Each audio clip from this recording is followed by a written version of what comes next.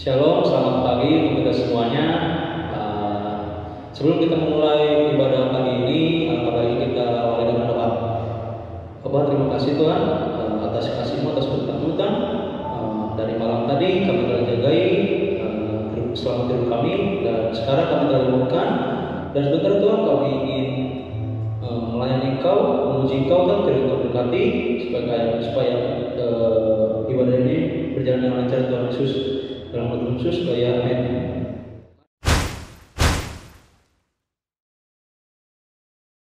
Mari kita angkat pujian, semua baik.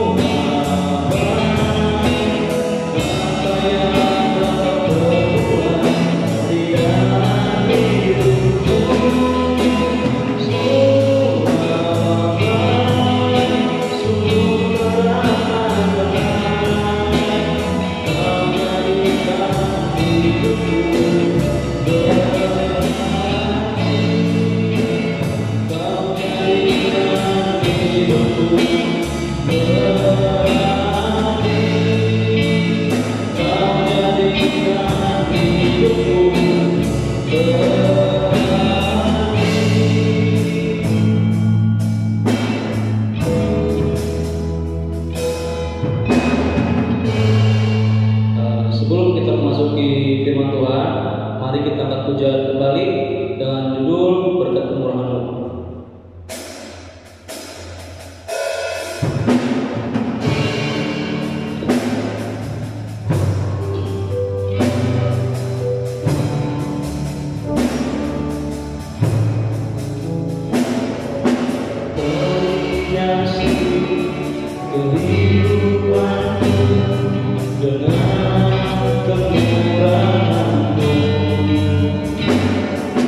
Kemurahan-Mu,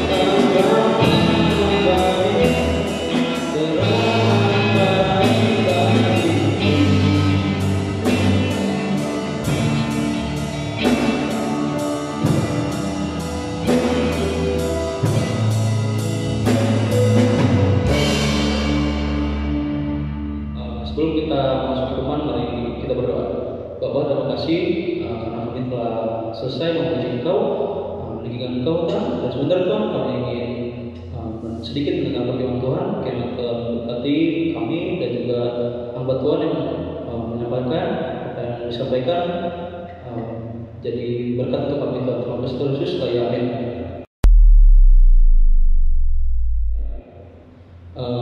Saya serahkan kepada hambanya. Oke, shalom.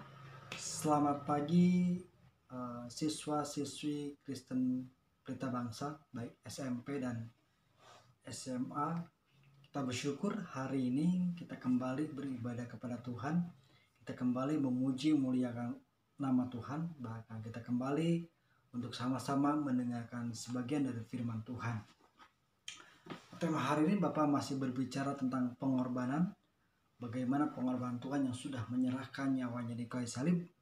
Nah, kita juga akan kembali berbicara hari ini, belajar tentang arti dari sebuah pengorbanan.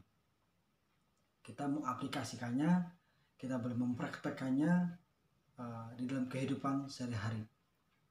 Nah, landasan yang utama yang harus kita terlebih dahulu ada dalam hati kita atau tertanam dalam hati kita adalah yang berkaitan dengan pengorbanan, ialah pengorbanan Kristus yang sudah menyerahkan nyawanya di kayu salib. Itu terlebih dahulu yang harus tertanam dalam hati kita. Itu pengorbanan Kristus yang sudah menyerahkan nyawanya atau dirinya bagi keselamatan kita di kayu salib. Nah, kesadaran inilah yang seharusnya menginspirasi dan memotivasi kita untuk berkorban, untuk mempraktekkan arti dari sebuah pengorbanan itu di dalam kehidupan sehari-hari, bahkan menjadi berkat bagi sesama kita. Nah, ada sebuah pertanyaan, mengapa banyak orang sulit berkorban? Mengapa banyak orang sulit berkorban? Nah, jawabannya karena mereka belum mengalami kasih Allah di dalam hidupnya. Sekali lagi, jawabannya adalah karena mereka belum mengalami kasih Allah di dalam hidupnya.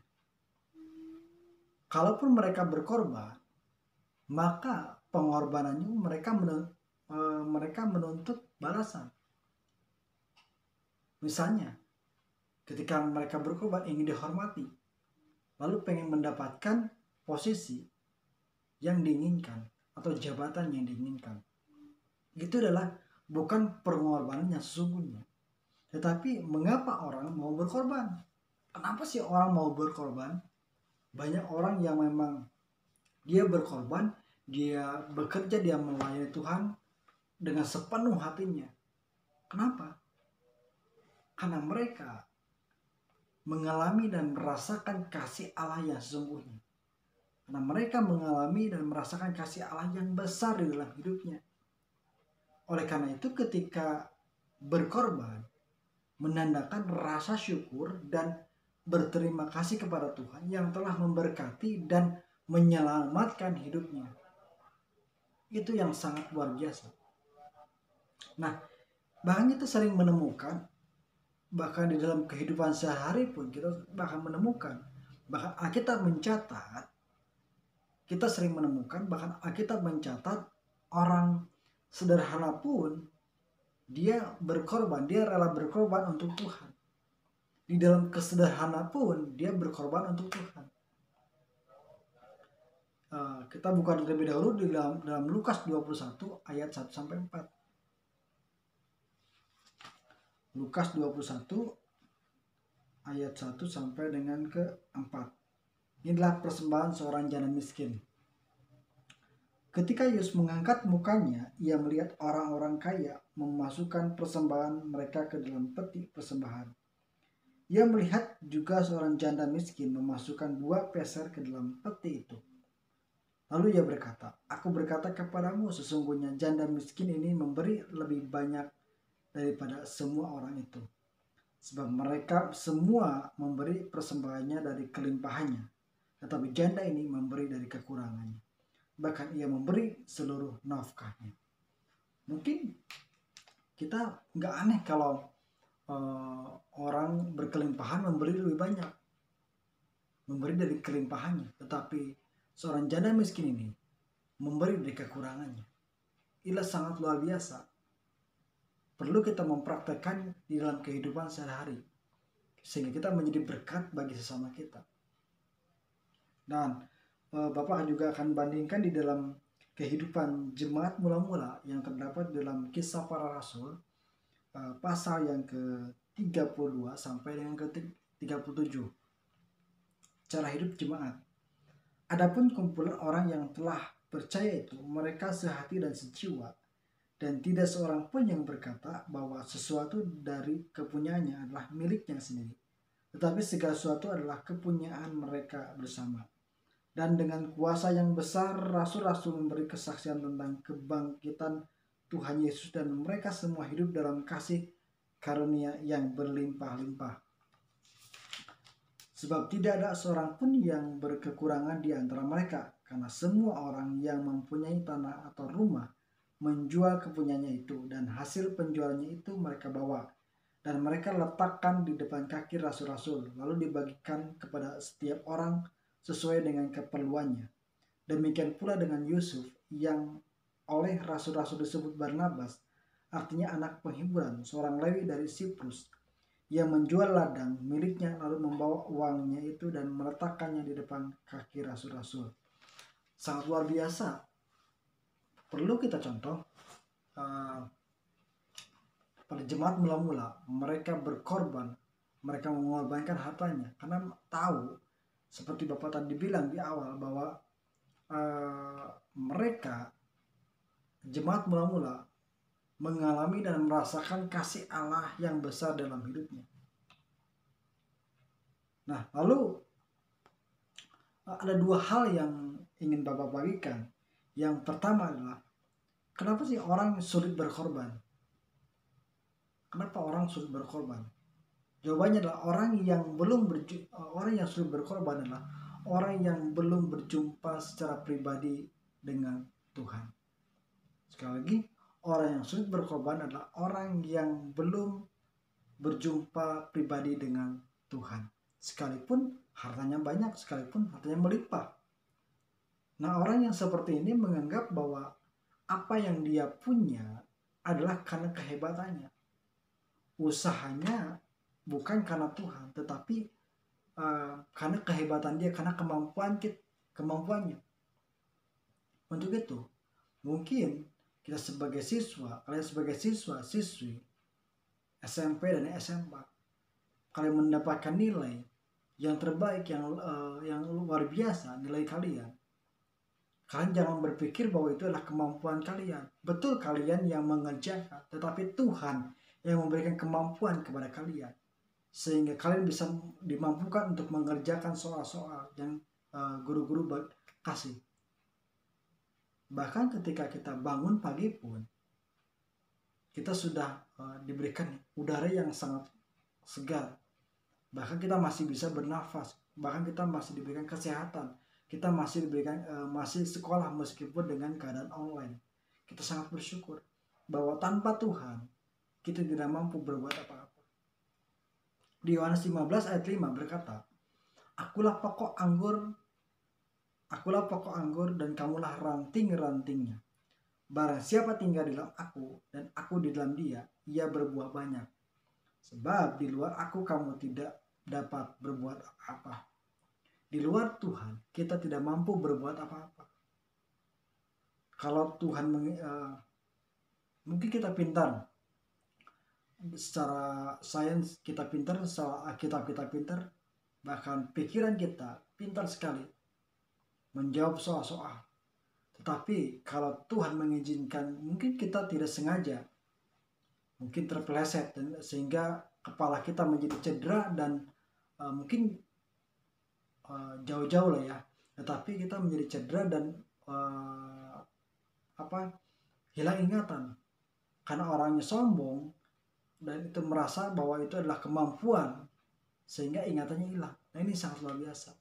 Hati-hati bahwa semua kemampuan kita, semua kehebatan kita itu adalah Tuhan yang mengizinkan, Tuhan yang bekerja dalam hidup kita. Oke, yang kedua, orang yang rela berkorban. Kenapa sih ada orang yang rela berkorban, dia habiskan hidupnya, habiskan waktunya, bahkan habiskan hartanya untuk Tuhan, untuk pekerjaan Tuhan? Jawabannya adalah orang seperti itulah orang yang sudah berjumpa pribadi dengan Tuhan, sehingga dia mengerti bahwa karya pengorbanan Kristus yang sudah menyelamatkan hidupnya, sehingga dia memperoleh hidup yang kekal. Nah, orang seperti ini adalah orang yang juga sadar bahwa hidupnya adalah anugerah Tuhan. Semuanya adalah dari Tuhan. Semua adalah kebaikan Tuhan. Sehingga orang ini adalah orang yang mensyukuri berkat Tuhan. Dan orang yang hatinya sungguh cinta kepada Tuhan. Bapak berharap kita semua ada di nomor 2. Orang yang rela berkorban. Ada di nomor 2. Orang yang rela berkorban. Kita boleh menikmati berkat Tuhan. Kita boleh menikmati udara. Kita boleh masih bisa bernafas. Itu adalah anugerah daripada Tuhan Yesus sendiri. Nah, bukan bahagia yang membuat kita bersyukur, tetapi dengan bersyukurlah menjadikan hidup kita bahagia. Untuk itu, tetap kita menjadi berkat bagi sesama lewat pengorbanan Yesus yang sudah mengerjakannya di kayu salib, dan kita boleh mengaplikasikannya. Kita berkorban untuk Tuhan, melayani Tuhan. Kita juga berkorban untuk melayani sesama. Sehingga salib itu boleh menjadi berkat. Salib itu tertanam dalam hati kita. Dan kita menjadi berkat bagi sesama. Oke, sekalian, demikian firman Tuhan yang Bapak bagikan. Sehingga firman Tuhan yang singkat juga menjadi rema, menjadi kekuatan bagi kita semua. Mari kita berdoa. Tuhan Yesus, terima kasih bagi yang indah ini Tuhan. Kami boleh diingatkan kembali tentang pengorbanan juga Tuhan. Terima kasih Engkau yang sudah menyerahkan nyawanya di kayu salib, sehingga kami boleh mendapatkan kekuatan yang baru. Kami boleh mendapatkan keselamatan juga Tuhan Yesus. Terima kasih Tuhan Yesus, ajar kepada kami untuk hari ini. Kami menjadi anak-anak muda yang rela berkorban untuk melayani Engkau, bahkan untuk melayani sesama. Ajar kami menjadi berkat bagi sesama, baik itu di sekolah, baik itu di rumah, baik itu di kalangan masyarakat, baik itu di lingkungan kami Tuhan. Terima kasih Bapa, dalam nama Yesus kami sudah berdoa dan bersyukur. Amin.